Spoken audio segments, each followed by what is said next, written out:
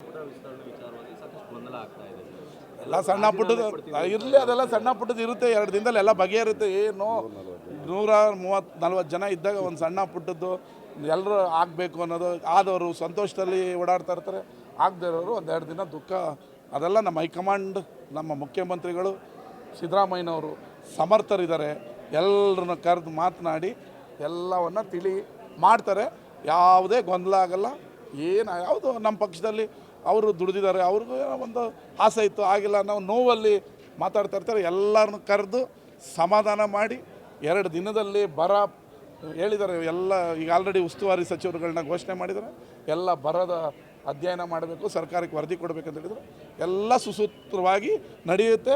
ವಿರೋಧ ಪಕ್ಷದವರು ಅವ್ರ ಆಸೆಗೆ ಮಣ್ಣೀರು ಕಣ್ಣೀರು ಎಲ್ಲ ಬೀಳುತ್ತೆ. ಅವ್ರಿಗೆ ಆಸೆ ಏನೋ ಆಗ್ಬಿಡ್ಬೇಕು, ಡಿ ಕೆ ಶಿವಕುಮಾರ್ ಅವ್ರದ್ದು ಅಳ್ಳಾಡಿಸ್ಬಿಡ್ಬೇಕು, ಹಂಗೆ ಮಾಡಿಬಿಡ್ಬೇಕು, ಹಿಂಗೆ ಮಾಡಬೇಕು, ಅದೆಲ್ಲ ಏನೂ ಆಗಲ್ಲ. ಅದೇನೋ ಹಿಂಗೆ ಬಾಯಿ ಬಿಟ್ಕೊಂಡು ಅಂತಿದ್ರಂತೆ, ಬೀಳುತ್ತೆ ಬೀಳುತ್ತೆ ಬೀಳುತ್ತೆ ಅಷ್ಟೇ. ಬಹಳಷ್ಟು ಸರ್ಪ್ರೈಸಿಂಗ್ ಆಗಿರುತ್ತೆ ಅನ್ನುವಂಥ ನಿರೀಕ್ಷೆ ಇತ್ತು ಸರ್. ಯಾಕಂದರೆ 2 ತಿಂಗಳು ತಗೊಂಡಿದ್ರೆ ಅದು ಯಾವುದೋ ಸರ್ಪ್ರೈಸಿಂಗೇ ಕಾಣಿಸ್ತಾ. ಬಸಂತಪ್ಪ ಒಬ್ಬ ಪೌರ ಕಾರ್ಮಿಕ, ಆತನು ಸ್ವತಃ ಪೌರ ಕಾರ್ಮಿಕ, ನಮ್ಮ ಜೊತೆ ಫಸ್ಟ್ ಟೈಮ್ ಗೆದ್ದಿರೋನು. ಅವ್ನು ಹಿನ್ನೆಲೆ ಗೊತ್ತಾ ನಿಮಗೆ ಪಾಪ? ಅವ್ನು ಬಸ್ ಸ್ಟ್ಯಾಂಡಲ್ಲಿ ಕೂತ್ಕೊಳ್ಳೋದು, ಮನೆ ಬಾಡಿಗೆ ಮನೆ, ಬಸ್ ಸ್ಟ್ಯಾಂಡಲ್ಲಿ ಕೂತ್ಕೊಳ್ಳೋದು. ಅವನು MLA ಎಲ್ಲವ್ರು ಅಂದರೆ ಬಸ್ ಸ್ಟ್ಯಾಂಡ್ಗೆ ಹೋಗ್ಬಿಟ್ರೆ, ಇಲ್ಲಿ ಆಸ್ಪತ್ರೆ ಹತ್ರ ಹೋದರೆ MLA ಸಿಗ್ತಾನೆ. ಅವ್ನು ಕನ್ಸು ಮನ್ಸಲ್ಲಿ ನನ್ನ ಮಂತ್ರಿ ಮಾಡ್ತಾರೆ ಅಂತ ಅಂದ್ಕೊಂಡಿಲ್ಲ. ಬಸಂತಪ್ಪ ಆಗಿಲ್ವಾ?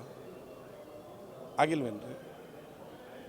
ವಿಜಯಾನಂದ ಕಾಶ್ಯಪ್ನವ್ರು ಯುವಕ ಆಗಿಲ್ವಾ? ರಿಜ್ವಾನ್ ಅರ್ಷದ್ ಅಲ್ಪಸಂಖ್ಯಾತರಲ್ಲಿ ಯುವಕ ಆಗಿಲ್ವಾ? ಇದೆಲ್ಲ ಕಣ್ಣು ಕಾಣಲ್ವಾ? ಅಂದರೆ ಸರ್ಪ್ರೈಸ್ ಕ್ಯಾಂಡಿಡೇಟ್ ಅಂದರೆ ಚಂದ್ರಲೋಕದಿಂದ ಕರ್ಕೊಂಬಂದು ಮಾಡಬೇಕಾ?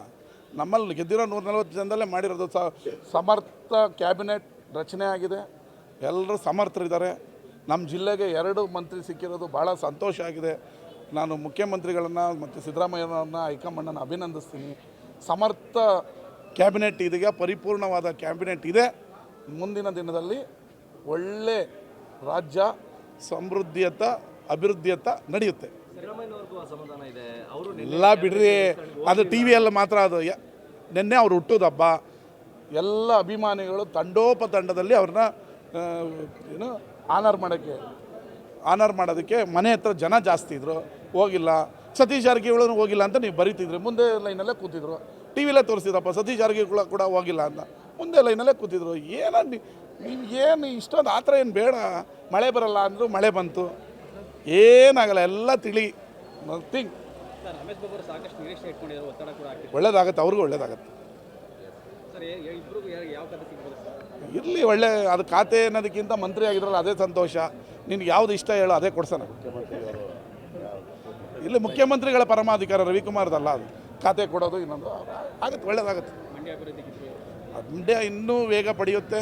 ಸಮರ್ಥ ನಾಯಕತ್ವ ಮಂಡ್ಯದಲ್ಲಿದೆ, ಸಮರ್ಥ ಮಂತ್ರಿಗಳಿದ್ದಾರೆ. ಇನ್ನೂ ವೇಗ ಪಡೆದು ಇನ್ನೂ ಅಭಿವೃದ್ಧಿಯತ್ತ ಮಂಡ್ಯ ನಗರವನ್ನು ಕೊಂಡೊಯ್ತೀವಿ.